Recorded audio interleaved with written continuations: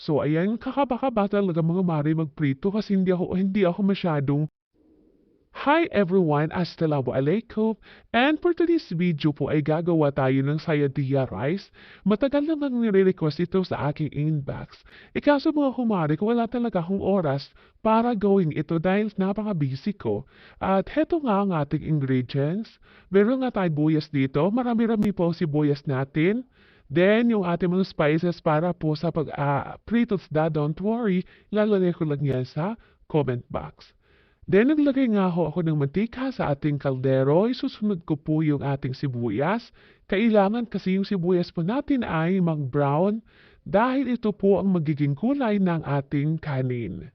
Sa handa po natin na prituhin ang ating isda, ay masasuggest ko sa inyo mga kumare ko, kung meron po kayong ibang isda bukod dyan sa bangus na yan, mas mabuti ho.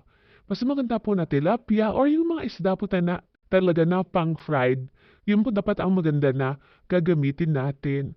So ayan, kakaba-kaba talaga mga mare magprito kasi hindi ako masyadong magaling sa pagprito. But alhamdulillah ay okay naman siya. Pasado na siguro ito mga lods. At ayan na nga yung sibuyas na sinabi ko sa inyo. Lalagyan natin ng tubig dahil i-blender po natin ito para maging kulay po ng ating kanin.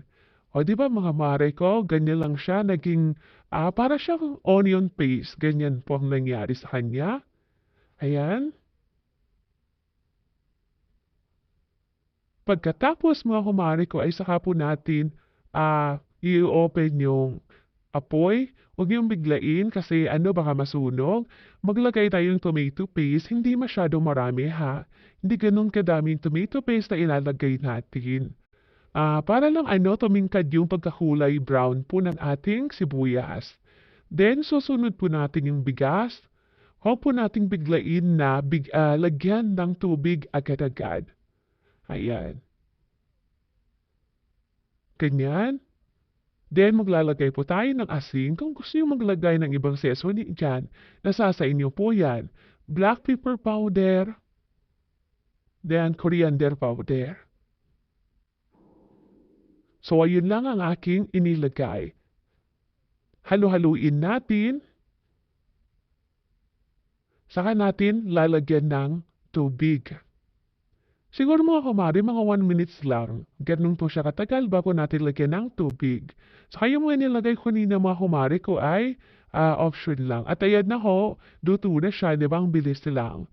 20 minutes lang po ang kanyang tagal. So, ayan na mga kumari ang ating kanin. Di ba ang ganda ng kanyang pagka-brown? Then, maglalagay po tayo ng coriander or parsley leaves dito para may contrast po ang ating kulay brown na kanin. Then, yung ating isda.